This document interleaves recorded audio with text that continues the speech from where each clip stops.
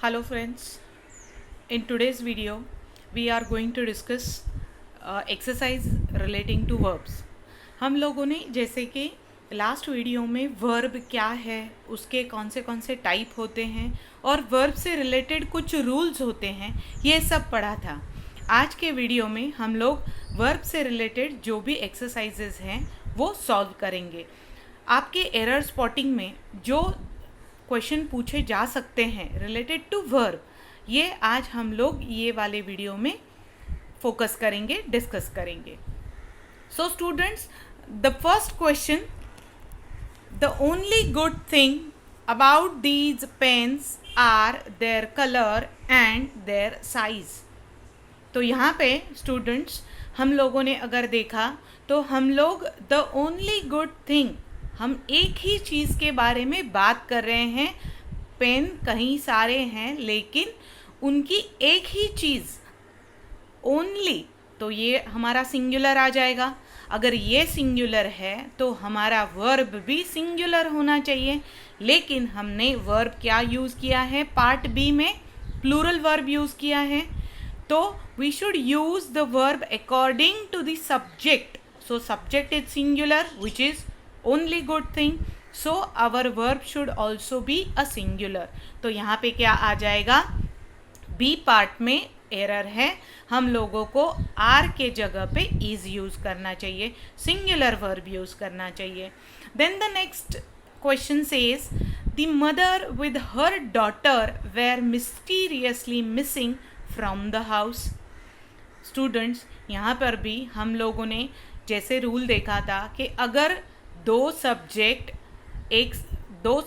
जो हैं, दो नाउन जो हैं, अगर हम लोगों ने along with, together with, besides, but, except ऐसे वाले वर्ड्स के साथ अगर जोड़े हैं तो हम लोगों का वर्ब हमेशा according to the first subject आएगा. ये एग्जाम्पल में हमारे दो सब्जेक्ट हैं, एक तो है मदर और उसकी डॉटर. तो इन दोनों ही सब्जेक्ट को हम लोगों ने प्रेपोजिशन विथ से जोड़ा है. तो यहाँ पे हमारा रूल फॉलो होता है, we should use the verb according to the first subject. हमारा फर्स्ट सब्जेक्ट है द मदर जो कि सिंगुलर है, लेकिन अगर हम लोगों ने देखा तो यहाँ पे अगेन पार्ट बी में हम लोगों ने प्लूरल वर्ब यूज़ किया है जो कि गलत है. तो यहाँ पे आ जाएगा वेयर के बदले वॉज. पार्ट बी में फिर से एरर है, वो हम लोगों को रिप्लेस करना है वॉज के साथ. Then the next question says sometimes the ministers behave as if they are minister for all time. Students, यहाँ पे एक छोटी सी टाइपिंग मिस्टेक है. यहाँ पे पार्ट बी में एज के बाद इफ़ होना चाहिए था, ये टाइपिंग मिस्टेक है. ये एरर वाला आपका एरर नहीं है, वो टाइप करते वक्त हो गया है. So student, sometimes the ministers behave as if they are ministers for all time.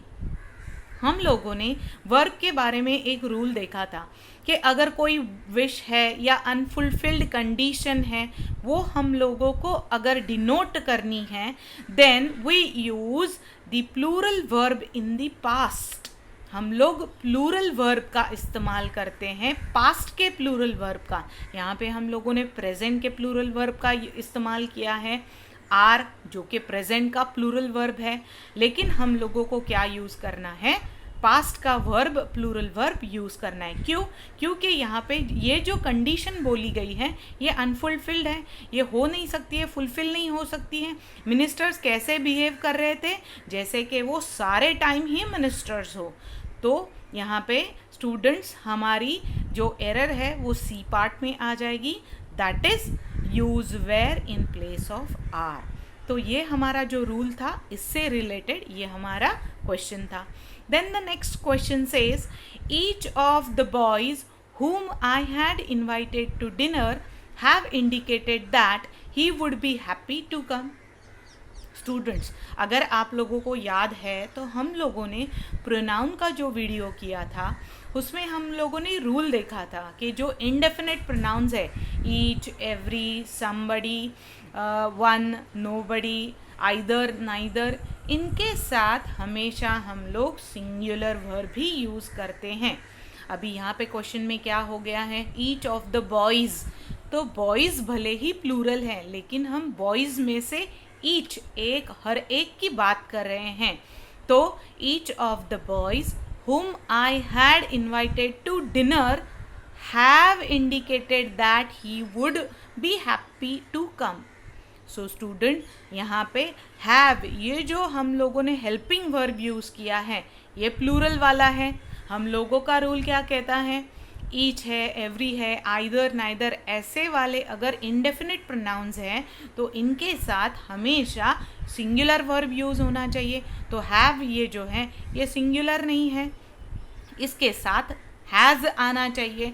तो यहाँ पे हमारा एरर आ जाएगा पार्ट सी में, we should use has in place of have के बदले हम लोगों को हैज़ यूज़ करना चाहिए। क्यों? क्योंकि यहाँ पे इंडेफिनिट प्रोनाउन ईच यूज़ हुआ है। Then the next question says Mahesh is one who always find fault with whatever Suresh does। Again students, यहाँ पे जो हम लोगों ने रिलेटिव प्रोनाउन ये पहले वाले वीडियो में सीखा था उससे रिलेटेड ये रूल है। तो हम लोगों ने क्या सीखा था कि रिलेटिव प्रोनाउन से पहले आने वाला जो एंटीसीडेंट है, पहले आने वाला जो नाउन है, वह उसको ही हम लोग सब्जेक्ट पकड़कर उसके अकॉर्डिंग ही हम लोग वर्ब यूज़ करेंगे। तो यहाँ पे सेंटेंस क्या है, Mahesh is the one who always find fault with what ever Suresh does. यहाँ पे हमारा हु ये रिलेटिव प्रोनाउन आ गया, उससे पहले वाला एंटीसीडेंट क्या है, वन। तो वन कैसा एंटीसीडेंट हो गया, वन कैसा इंडेफिनिट प्रोनाउन हो गया, सिंगुलर हो गया। तो हम लोगों को उसके अकॉर्डिंग हमारा वर्ब यूज़ करना चाहिए। यहाँ पे इज़ तो सिंगुलर आ गया, लेकिन आगे वाले बी पार्ट में जो और एक हमारा मेन वर्ब है वो है फाइंड। तो ये फाइंड कैसा हो गया, ये प्लूरल हो गया। महेश कैसा है, थर्ड पर्सन है, थर्ड पर्सन सिंगुलर है, तो उसके साथ हम लोगों को फाइंड्स ये यूज़ करना चाहिए, सिंगुलर वाला वर्ब यूज़ करना चाहिए। क्योंकि रिलेटिव प्रोनाउन हु आया है, उससे पहले वन, ये जो इंडेफिनिट प्रोनाउन आया है उससे उसके अकॉर्डिंग हम लोगों को वर्ब यूज़ करना चाहिए।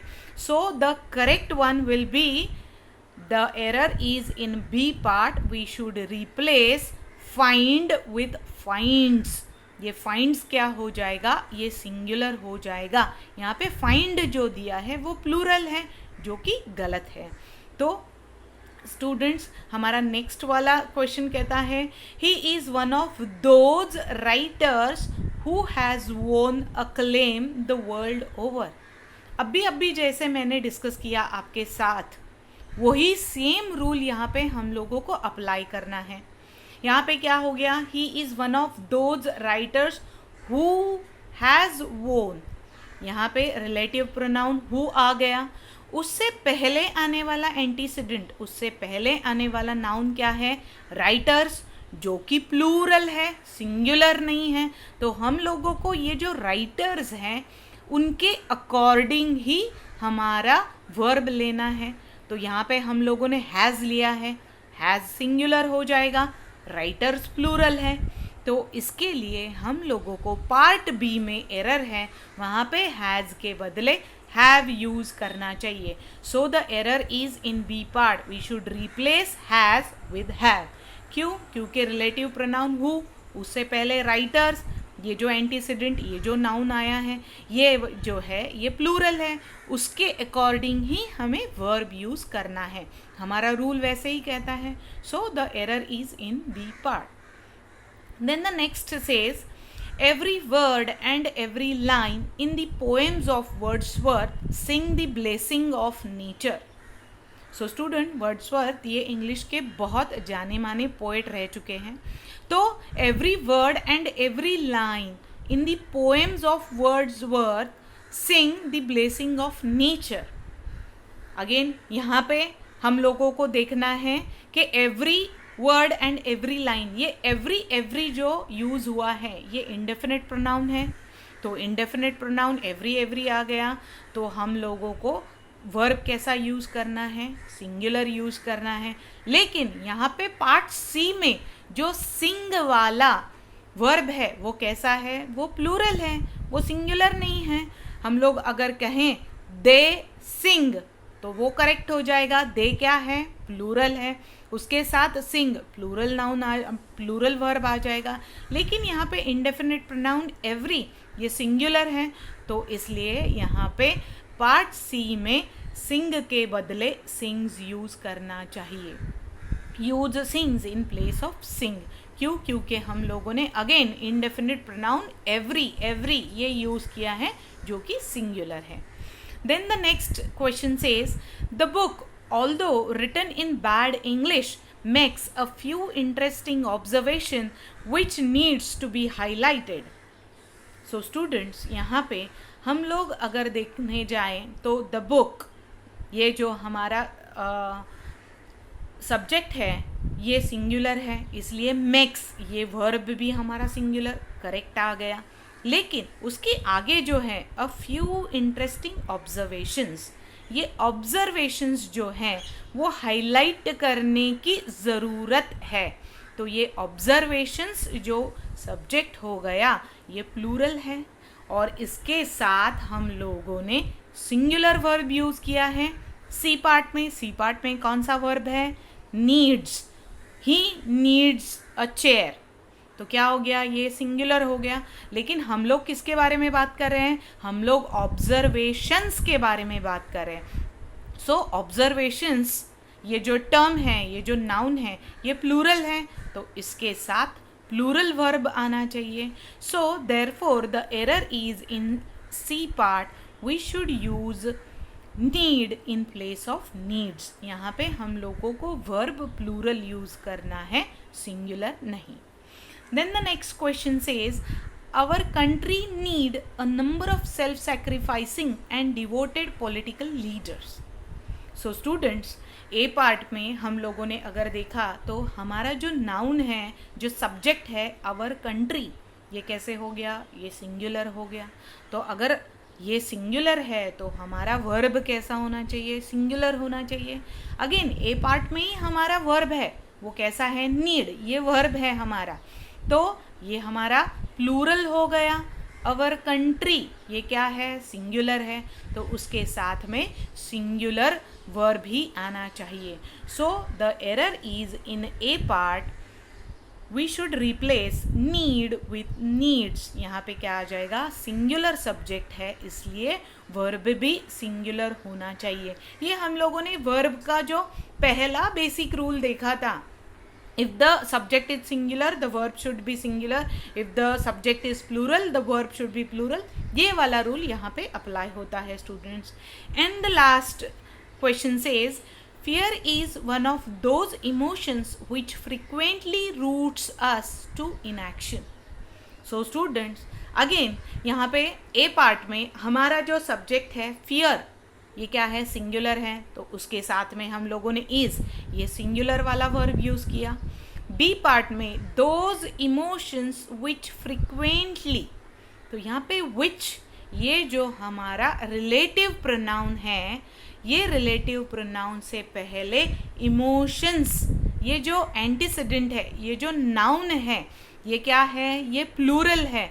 तो रिलेटिव प्रोनाउन से पहले जैसे ही नाउन आता है, मतलब सिंगुलर या प्लूरल, अगर सिंगुलर है तो हम लोगों को सिंगुलर वर्ब यूज़ करना है, अगर प्लूरल है तो प्लूरल यूज़ करना है। तो यहाँ पे आ जाता है प्लूरल। इमोशंस कैसा है, प्लूरल।